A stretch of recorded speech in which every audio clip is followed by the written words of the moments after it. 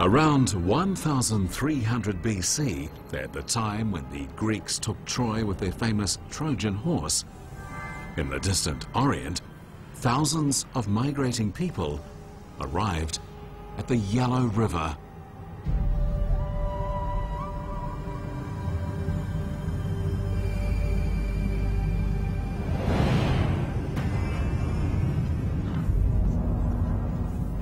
They came from the former capital city of Yan.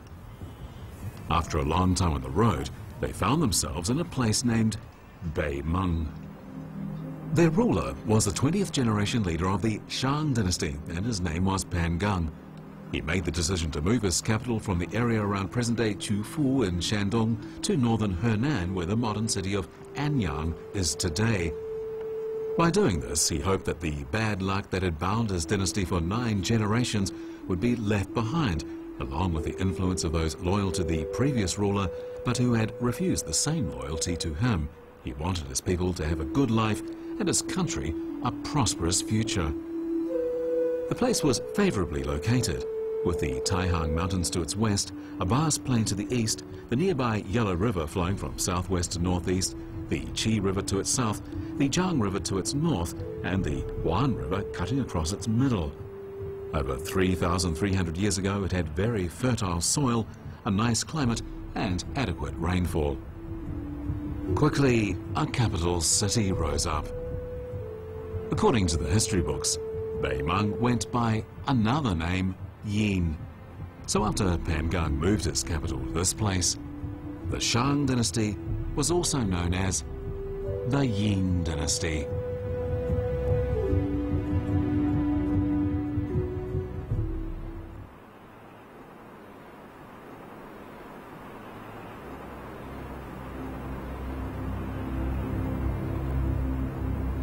The prosperity of this place called Beimeng didn't last long.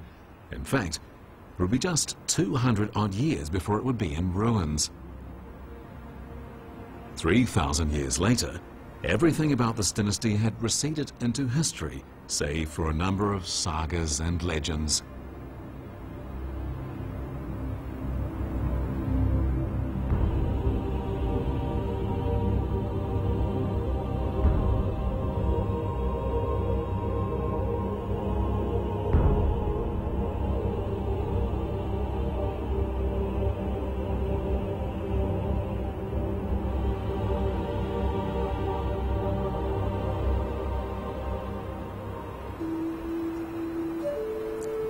In the early 19th century, some Westerners alleged that the history of Chinese civilization was traceable only to 841 BC. And indeed, due to the lack of records, China's history did seem to blur beyond the 9th century BC, as nothing beyond that time was certain, and certainly not accepted as fact by Westerners. The glorious history of the Chinese civilization was in doubt.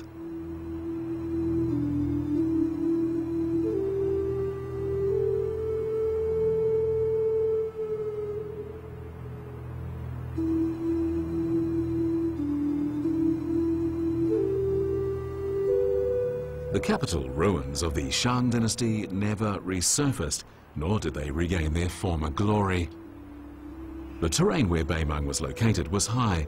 Since the Warring States period and the Sui and Tang dynasties in particular, the place became littered with unmarked graves. Human habitation didn't resume in this place until the Song dynasty. At that time, slowly, a village developed called Xiaotuan.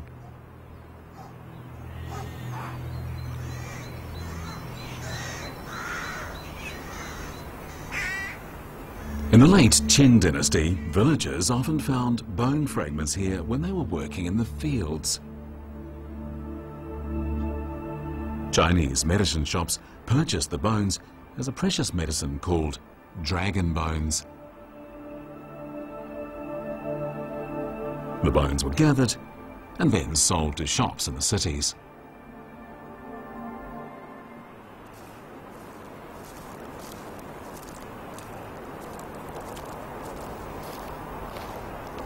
In 1899, an official in the Imperial College in Beijing contracted malaria. he sent someone to a medicine shop to pick up a prescription. One item in it was dragon bones.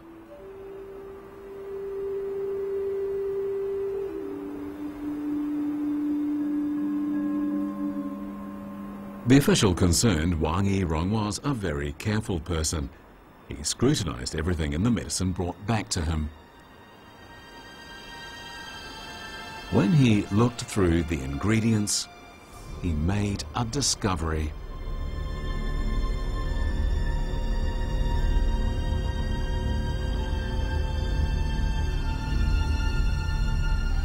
On the bits and pieces of the bones of turtles and animals, Wang Yirong saw strange patterns. He was somewhat shocked to discover that these carved symbols were not natural but man-made.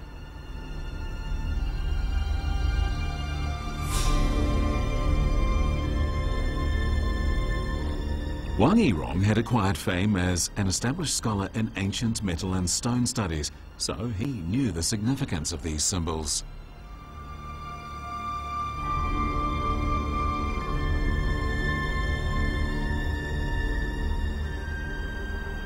Wang immediately sent people to purchase more dragon bones from the medicine shop for academic research. Before long, Wang concluded that these symbols were China's oldest written language, originating from the Shang dynasty 3,000 years before. Wang spent everything he had collecting the dragon bones and was in fact the first collector of these inscribed oracle shells and animal bones in modern history.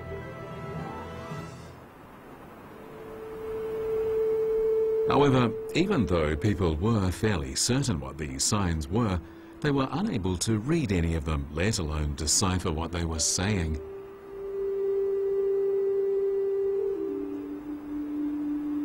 Wan Guowei was a famous scholar in modern Chinese history, well versed in literature, philosophy, history, and aesthetic studies. In 1917, he successfully deciphered the posthumous titles of the Shang rulers and even those of their ancestors.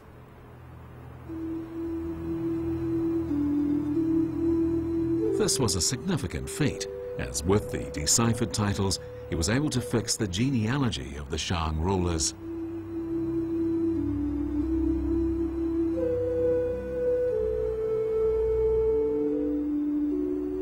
This Shang genealogy agreed with the description in records of the historian about Yin, the description of Shang rulers and their ancestors.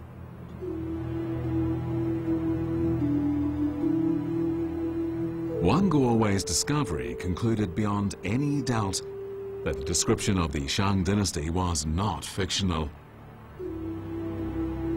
With this, the existence of the Shang dynasty in early Chinese history became an indisputable fact. Anyang's Yin ruins were thus determined to be the capital of the late Shang dynasty.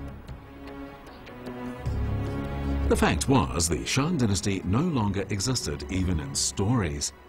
The discovery of the inscriptions on the oracle bones pushed China's history back by some 500 years.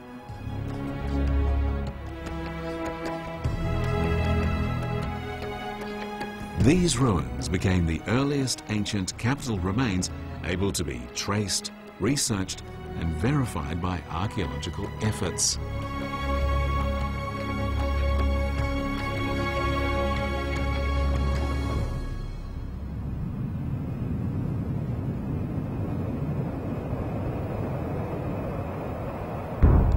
The Yin ruins, 36 square kilometers on both sides of the Huan River, are in the northwestern suburbs of Anyang, Henan province.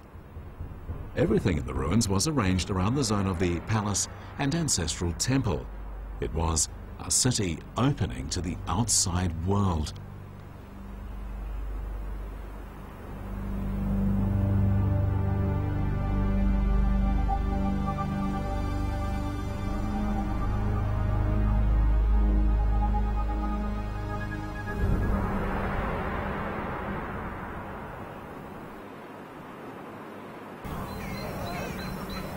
In 1936, archaeologists found a pit full of inscribed oracle bones. The pieces that it yielded were the most numerous to date.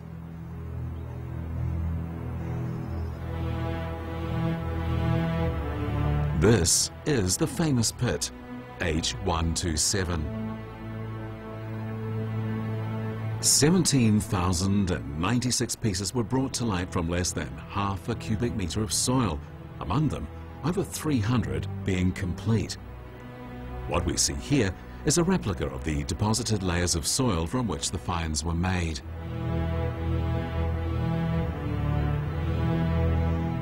On top of the bones was a curled up human skeleton. Judging by its pose, archaeologists surmised that this person had jumped into the pit of his own accord.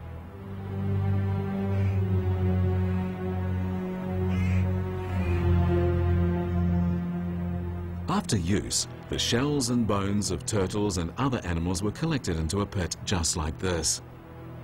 The skeleton was very likely from the person who maintained the pit.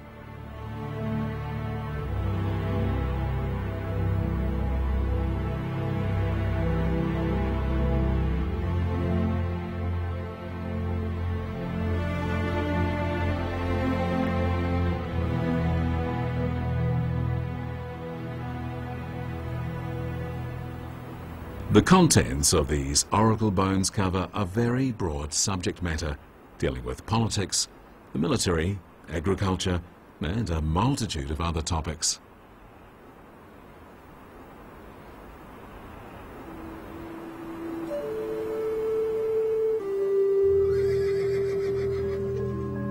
This information provides us with valuable clues for the understanding of distant antiquity.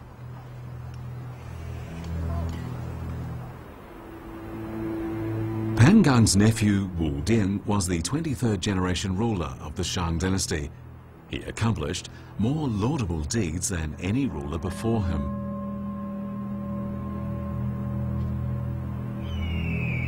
The 10,000 fragments of bone excavated from pit H127 come from the time of Wu Ding.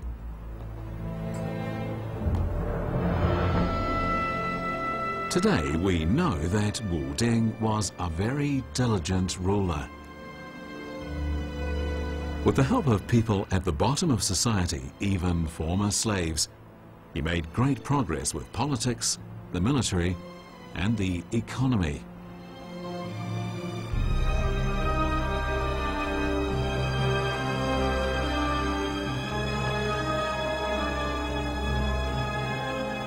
Wu Ding spent 3 years battling with hostile tribes in the surrounding areas. He expanded Shang territory and he facilitated economic and cultural exchanges between the Central Plains and the tribes. These efforts made the Shang a great power of the time. Its influence reached Gansu to the west, the eastern seaboard, the desert to the north, and the Yangtze to the south.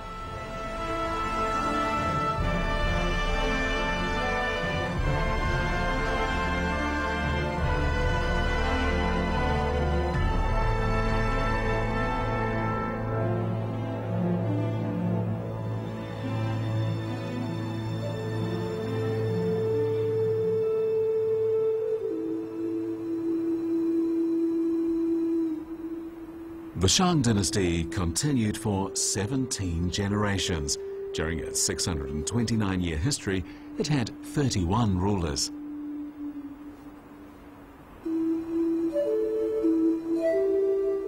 Power was inherited first by younger brother from elder brother, then son from his deceased father.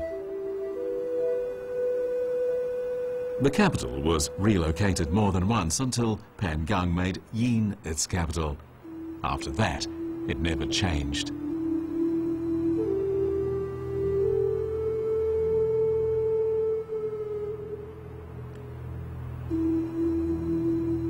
Little was found in history books about the Shang dynasty, so this made the oracle bones highly important.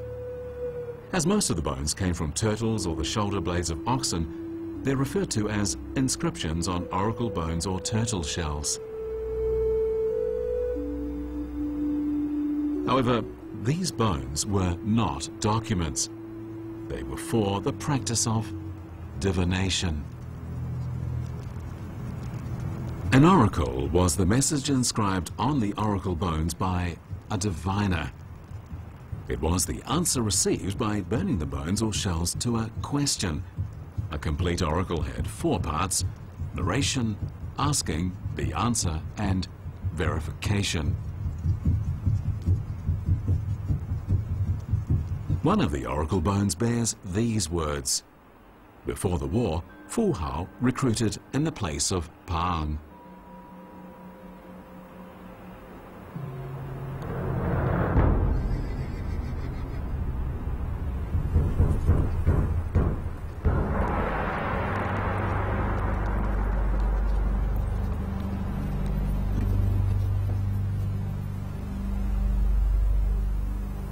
These inscribed characters say that Fu Hao led 3,000 troops to join the leaders of a 10,000-strong force for an expedition against a remote, hostile country.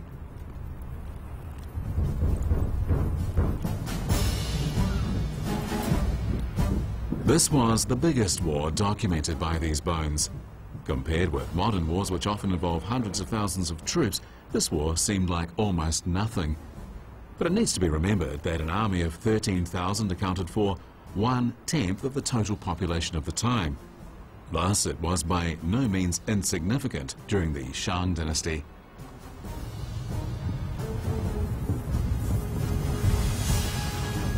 Fu Hao, an army general and a woman, was a very important public figure.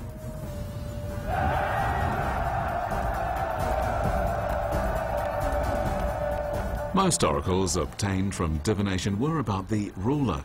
If Fu Hao's name appeared in a buzi, she was very likely one of the ruler's family members. Over time, yet more information about the general has been uncovered. Much to the surprise of scholars, Fu Hao was a pregnant woman and the wife of the ruler.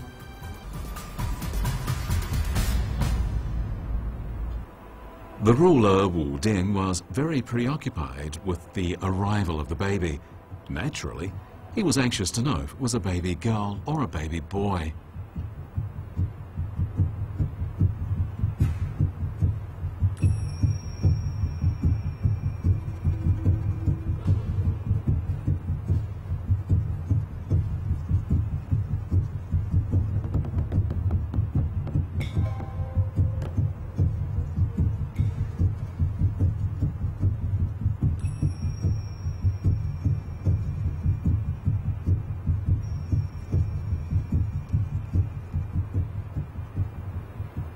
Every piece of information thus suggests that Fu Hao was the empress.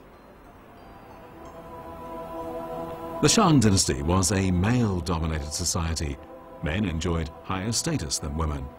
An empress who was also a female army general with military feats behind her would be highly unusual. This is just one of the mysteries from that strange dynasty.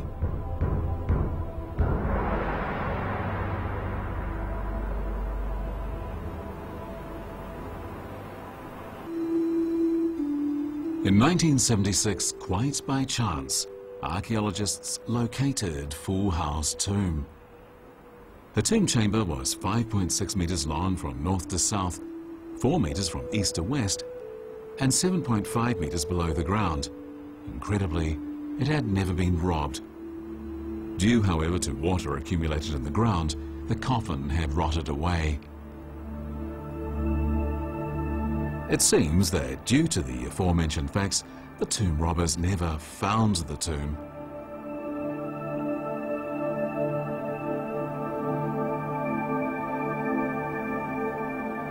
For the first time, people came to know the luxurious burial customs of the Shang dynasty.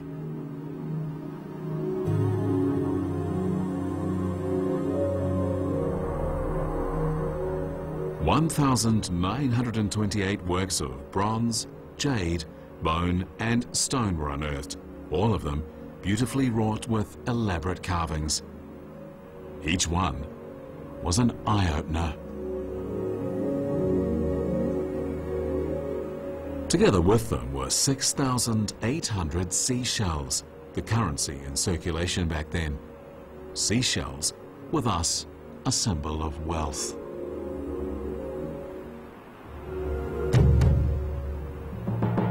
A yuer was an axe-like weapon during the Shang dynasty, and it was also the symbol of power, the sign of military command. On an 8-kilogram bronze yuer axe, Fu Hao's name was clearly engraved.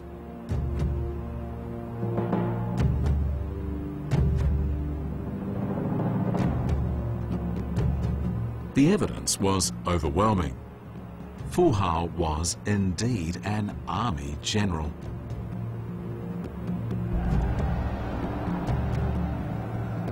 The tomb of Fu Hao was the only one historians could determine by year and the identity of its occupant from the inscriptions on the oracle bones.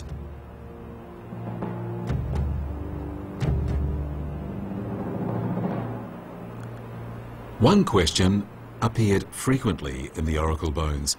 It was, will Fu Hao marry again? The answer was, she has been married to 3 different rulers. The Shang people believed in a netherworld where life was just like life in this world. Fu Hao should, Wu Ding hoped, be married to the dead Shang rulers there. The large amount of burial objects showed a hope that Fu Hao would have everything she had enjoyed in this world in the next.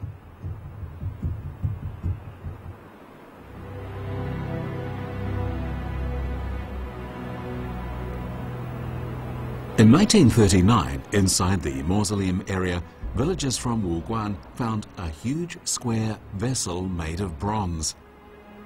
This particular bronze vessel, called the Simu Wu square vessel, is the largest bronze work unearthed so far.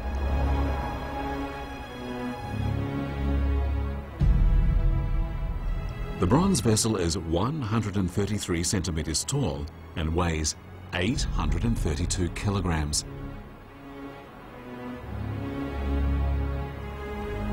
Over 3,300 years ago, the Shang people had mastered the technique of smelting and casting. Clearly, their society was highly developed.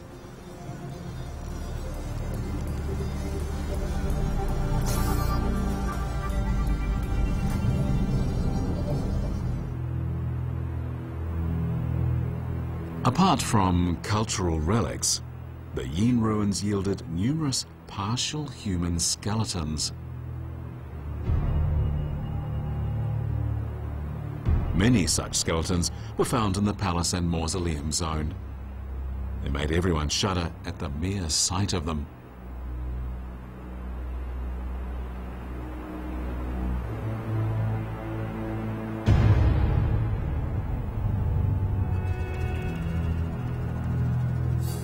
According to records from the inscriptions on the oracle bones, slaves were killed as a sacrifice during worshipping ceremonies for the ancestors of the Shang ruler. Once, 2,600 slaves were killed.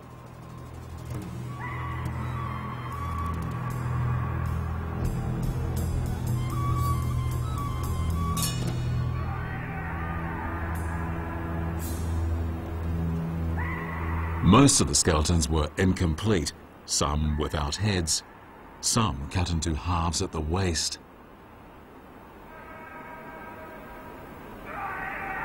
The results of lab tests on the bones showed that they were not Shang people, but slaves from another ethnic group.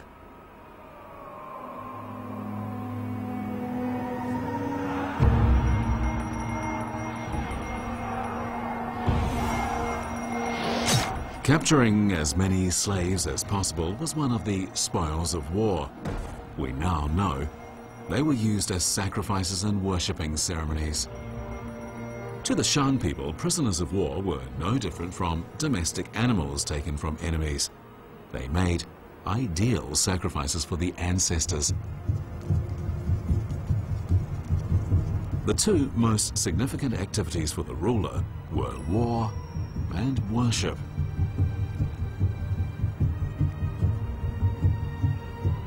This bronze container, when found, held a human skull that had been boiled.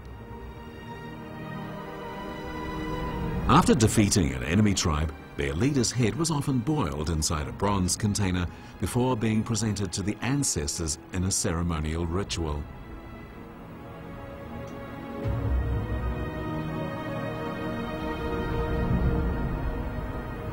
Shang people worshipped nature and their forebears. The god of heaven was also the god of ancestry.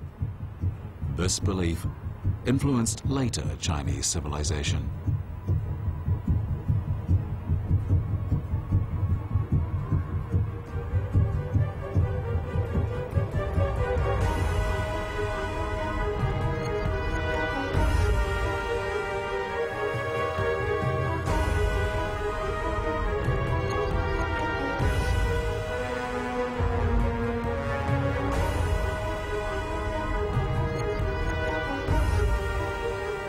On one side, there was brutal killing. On the other, a highly developed civilization. What did this Shang dynasty over 3,300 years ago look like?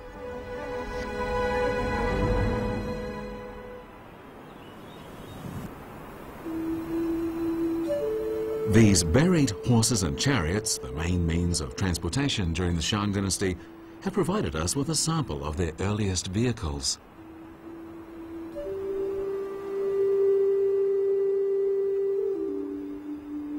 On the remains of the Shang roads, ruts in both directions can clearly be seen. There was even a sidewalk for pedestrians.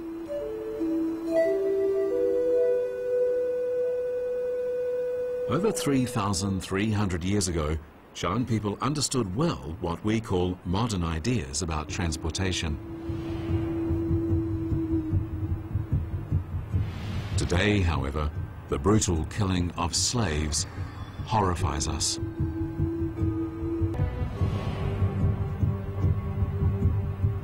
One can only wonder just how many more secrets lie hidden under this soil. We have no way to know for certain.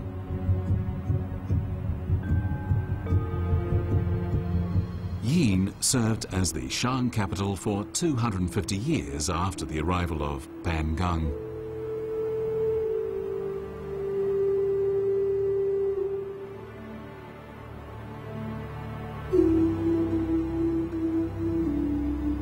The 59 years that Wu Ding was in power were a prosperous period for the Shang.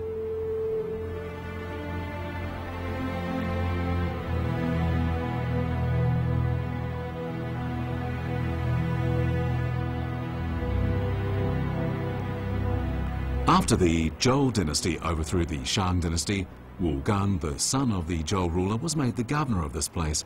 However, he was killed after he staged a rebellion. The remaining Shang people moved away and left the place deserted.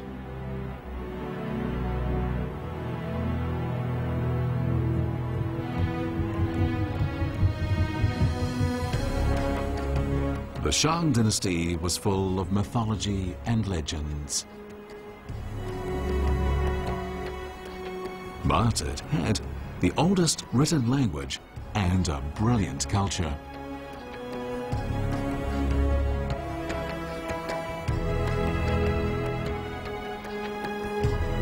It was a time of brutal killings and cruel wars. In every possible way, the Yin ruins are more than a ruined capital city. They comprise the epitome of a kingdom, a stopover point for Oriental civilization on its progress forward.